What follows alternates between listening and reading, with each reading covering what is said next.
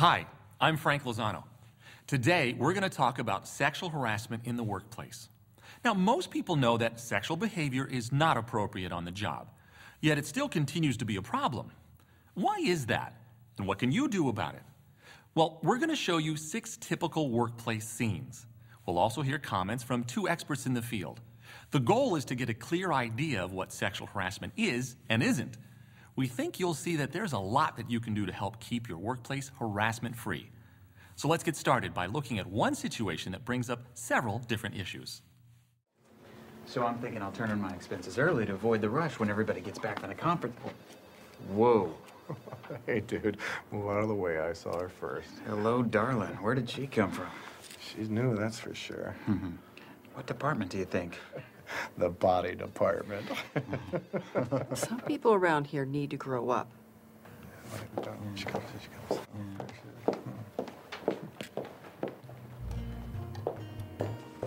Oh, where are you going, baby? Yeah? No? All right, you're lost.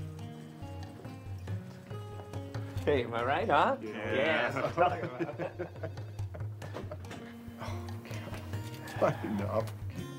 So, what is sexual harassment? Simply stated, sexual harassment is unwelcome conduct of a sexual nature. The key word here is unwelcome.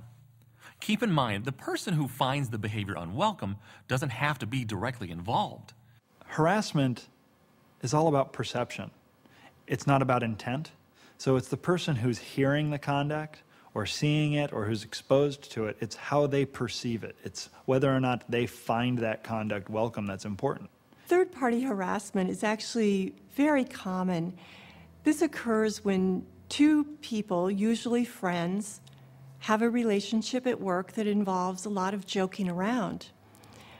The third party is not part of the joking around, but is someone who witnesses it, overhears it, or is frankly offended by that kind of language or that level of joking. Third parties who weren't intended to ever hear the conduct or be exposed to the conduct can still have a claim for harassment.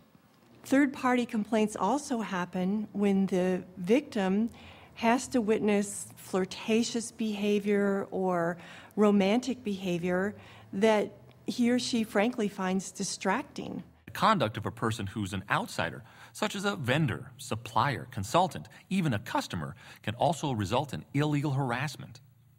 The employer is responsible for taking all reasonable steps necessary to protect its employees, even from conduct by outsiders. Sometimes, as we just saw, it's obvious that the behavior is unwelcome because it's downright rude or disrespectful. Other times, it's not so clear. This next scene explores the concept of what unwelcome means. Let's take a look. Hey. Hey, yourself. Here, tell me what you think. Wow, nice. I hope they appreciate it out there. Make sure the peppers are nice and thin. Catch you later. They're killing me with special orders tonight. Oh, tell me about it. It's cooking good looking. Lots of work. Oh, this looks good enough to eat. Oh, no, it's not done yet. It's not done.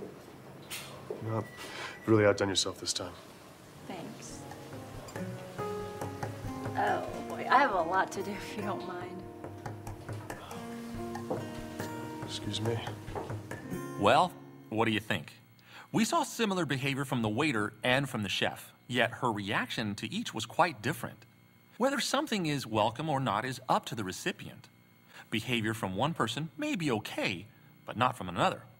A compliment might be appreciated from one coworker, but from another might seem too personal.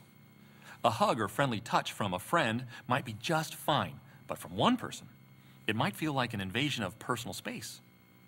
A comment that amuses some could actually offend others. We do have relationships with others in the workplace. We may even touch one another sometimes at the workplace. The question is trying to give individuals who are likely to engage in that behavior a sense of when it can be a problem. And it can be a problem when you don't know what the potential reaction of the recipient is. While some behavior is clearly inappropriate at work, sexual cartoons, crude jokes, suggestive innuendo, other things might not be so clear. If it's not obvious that the behavior is inappropriate or unwelcome, It's important to let people know when they've crossed the line. Generally, if you conduct yourself in a professional manner, it's less likely you'll have problems. Now, this next scene shows how unprofessional dress and demeanor can cause trouble in the workplace, for lots of reasons. 1900, are you kidding me? Wait, Rita, pull up that duplex you just had up there.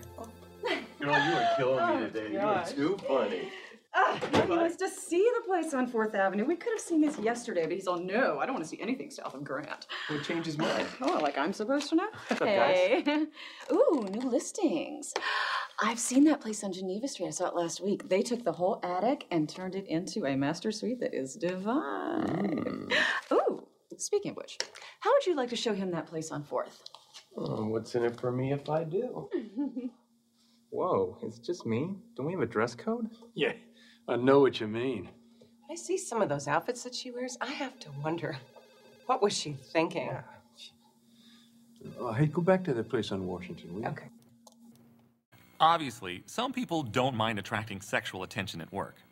But inappropriate attire or flirtatious conduct, even if appreciated by some, is likely to cause problems for others.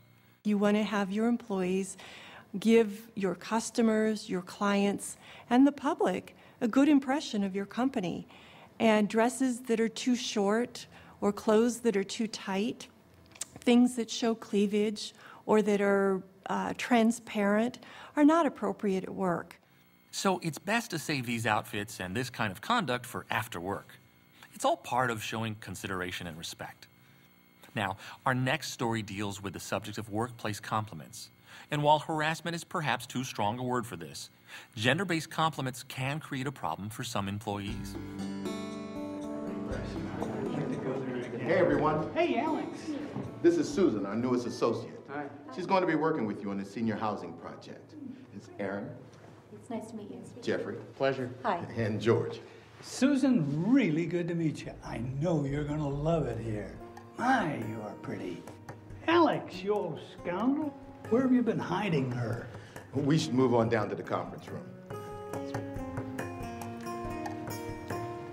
When Alex introduced Susan to the other architects on the project, did you notice that George's comments seemed to make Susan uncomfortable? What do you think? Is it okay to compliment one another in workplace situations? Let's use common sense here. Honest and well-meaning compliments are usually not unwelcome. However, at times they can actually become a problem. In Susan's case, George went on to establish a pattern of compliments or other patronizing behavior that undermined Susan's credibility and gave the impression of favoritism to her coworkers. George focused on her appearance and gender instead of on Susan's skills or her contribution to the job. So what's the solution? Susan could talk to Alex, her boss, or someone else in the company. Or she could speak to George herself. Tell you what, it's getting late. Let's hit it first thing in the morning. George, one more thing. Sure. It's about how I'm fitting in with the team. I think some of them don't take me seriously. One reason, of course, is that I'm new here, and I don't have as much experience. But I think another reason has to do with some of the things you say to me. Don't get me wrong, you say a lot of nice things, but when you talk about how I look, it tends to undermine my credibility. It's like that's all I have to offer. And I think some of the others resent it. Look, Susan, I had no idea I was even doing that. You'd think at my age I'd learned that lesson a long time ago. It won't happen anymore. Friends? Colleagues. I'll see you tomorrow. Right, we got a lot of work to do.